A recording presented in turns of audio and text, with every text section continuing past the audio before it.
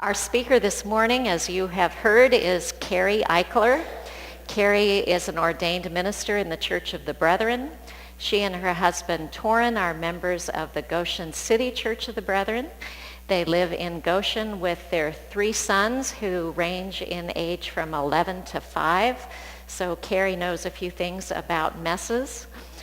Carrie is the director of the TRIM program, the Training in Ministry program for the Church of the Brethren. And she has also filled the pulpit around the Northern Indiana district. We are grateful to have you here this morning, Carrie, and we look forward to your message.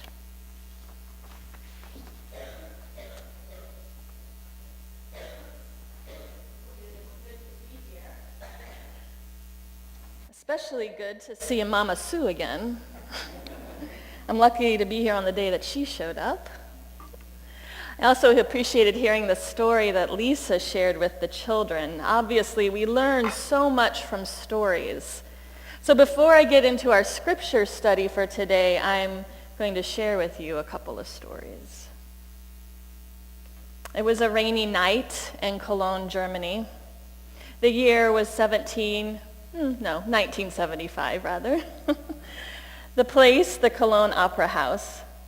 The event, a sold-out concert of the world-renowned jazz pianist Keith Jarrett. The organizer of the event was a 17-year-old girl named Vera Brandes, the youngest concert promoter in Germany, possibly the world at the time. The concert was a late one, starting at 11:30 at night. At around 8 p.m., Keith Jarrett, the star of the show, arrived, the beaming young Vera at his side. Jarrett sat down to rehearse on the Bösendorfer grand piano that he requested, the piano that Vera had arranged to be at the concert hall. Jarrett sat down and played a few notes. He looked at the piano. He played a few more. He looked at Vera. And he stood up. "This piano is unplayable," he said. Later, Vera Brandes recalls that this tiny little Bösendorfer was completely out of tune. The black notes in the middle didn't work. The pedals stuck. It was unplayable. Apparently, there was a mix-up with the Opera House staff who produced a substandard piano that's only used for rehearsals, and there was no way to get an appropriate piano at that time of night. And Vera called everyone she could. She even started arranging for a group of friends to push an adequate piano through the streets of Cologne that night in the rain, but then realized that this second grand piano would never make the trip. A jazz legend was faced with an unplayable piano. And Jarrett didn't want to perform. I mean, who could blame him? The world-famous pianist left the concert hall, which was to be filled in a short time, and he marched to his car to leave. Vera ran after him and begged him to play. The pianist looked at the bedraggled German teenager standing in the rain and took pity on her. He looked through the window at her and said, "Never forget, only for you." And he played that night. Well, because this piano could not be played like a normal piano, what with the out-of-tune high notes and the sticking black notes in the middle and the pedals that weren't working, Jarrett performed standing up, sitting down, moaning, writhing. He didn't hold back in any way as he pummeled the unplayable piano. He physically had to work the hardest he ever had to before at a concert. Yet somehow, because of the augmentations he had to make, this piano would become playable. And the result was a deep, melodic, trance-like masterpiece. In the moment, that concert, the Cologne concert, had to be the worst thing imaginable for Jarrett. And that concert, the Cologne concert, was recorded and has since sold 3.5 million copies, more than any solo jazz album in history. Jarrett was given a mess, and he made a masterpiece. I don't know about you, but life sends me messes sometimes, literally and figuratively, and I'm not okay with that generally. I don't mean to say that my house has to be tidy and perfect all the time. I like it like that some of the time. But more, I want my life to follow certain non-messy paths. I want my children to bring me only non-messy emotional needs. I want the financial situation to be predictable and not messy. I want to be in control, and that means no mess. And I don't think I'm the only one. In fact, economist Tim Harford focuses on people like this in his book, Messy, The Power of Disorder to Transform Our Lives.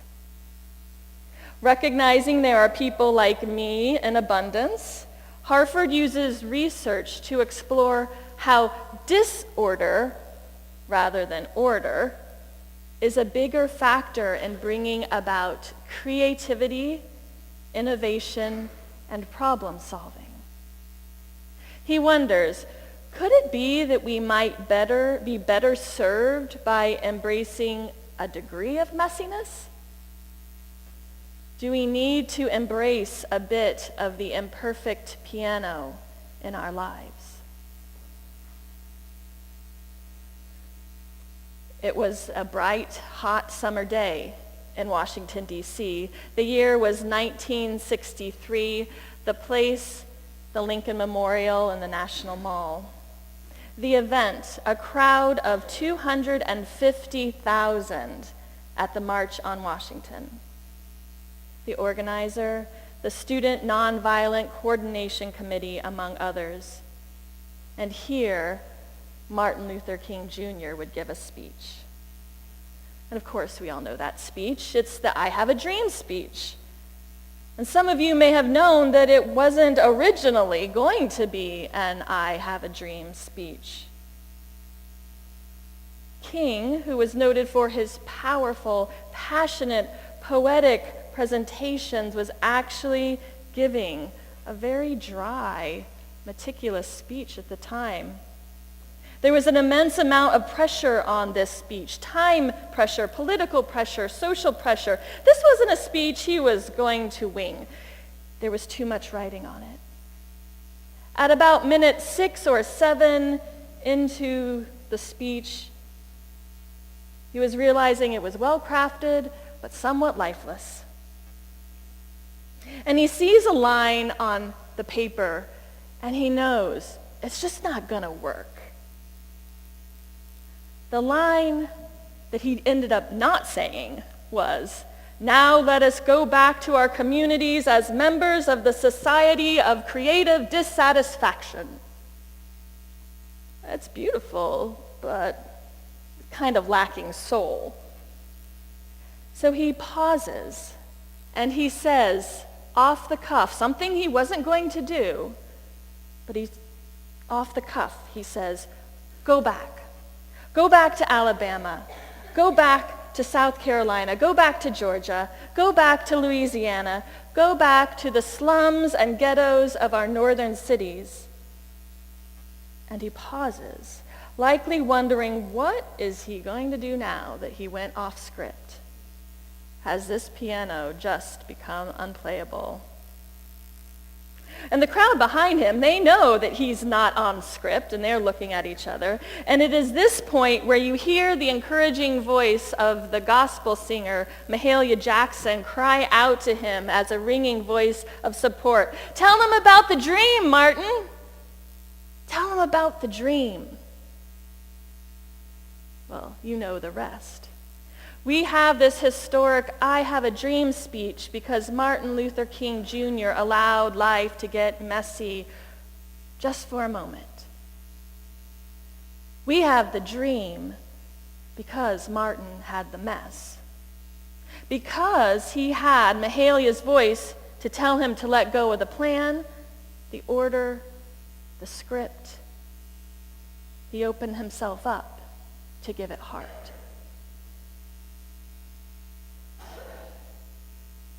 It was a dark night in Bethany in Israel, the year, about 30 CE. The place, the cozy home of two sisters. The event, the dinner party of the year. Jesus and the 12 disciples. The organizer of the event, Martha. Dear Martha. Now let me just stop here and say, I know what it's like to throw a dinner party. I know what it's like to have the event planned just so, from the hors d'oeuvres as the guests arrive to the chocolate mousse as we wind down the night. I know what it is like to have all the guests laughing and warm in each other's company while I run things back and forth, making sure things are just so, because if they aren't just so, then how will people have a good time? And in the middle of making sure everything is just so, I pause and think, did I just turn the oven off while the souffle was still cooking? Now, I recognize it's not an unplayable piano in the hands of a master or a dry script in the hands of a great orator, but I like to think that dinner parties are one of my talents. Something that I can craft and create, so I can handle a bit of a deflated souffle. I can make it work, even if it's not perfect. But I realize that frustration goes beyond dinner parties. I still know what it's like to try to plan that outreach event for church, just so. Or to have the worship service come off, just so. Or to step up and be a voice for Christ's justice in the face of injustice, just so. Or to be the perfect parent, just so. Or to do all hosts of things, just so. We all have things we want to be, just so. And bless Martha, I really don't think she wants things to be perfect because she's a control freak like we often paint her to be. When we, like Martha, want things to be just so, I think we're saying something quite important. We're saying, I want to give it my all, my best, everything I can because it's that important. Martha, bless her, I get it. I won't look down on you, Martha. I won't tisk at you for being busy with so many things because Jesus was that important to you. I get it. We often look down on Martha, and yet after reading the messy book, I'm thinking about this story in a new dimension. I'm not going to dwell on why Mary had it right and Martha had it, well, maybe not wrong, but obviously maybe not so right. What I'm interested in at this point is how Jesus came in and messed things up for her. Because that's what we feel, isn't it? When we read the scripture, we really aren't meant to feel Mary's serenity. We are meant to feel and identify with Martha's distraction, her frustration. And I don't even think that Jesus is trying to teach Martha a lesson, a moral of too many a Martha bashing sermon. I think Jesus is somehow creating a messy space for Martha to respond to in a new way. Tim Harford suggests that people in stories like the unplayable piano or the dry speech, or I would say the slightly critical dinner guest of Martha, are stories of powerful transformation. These people, quote, drew magic out of the unique challenges and atmosphere of a particular moment, stepping away from structure and control but gaining an undefinable energy as a result.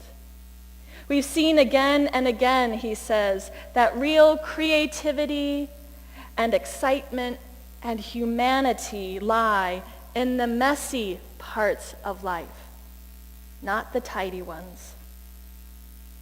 And where all this creativity, excitement, and humanity are heightened, he says, is in the increased state of attention that comes from the mess.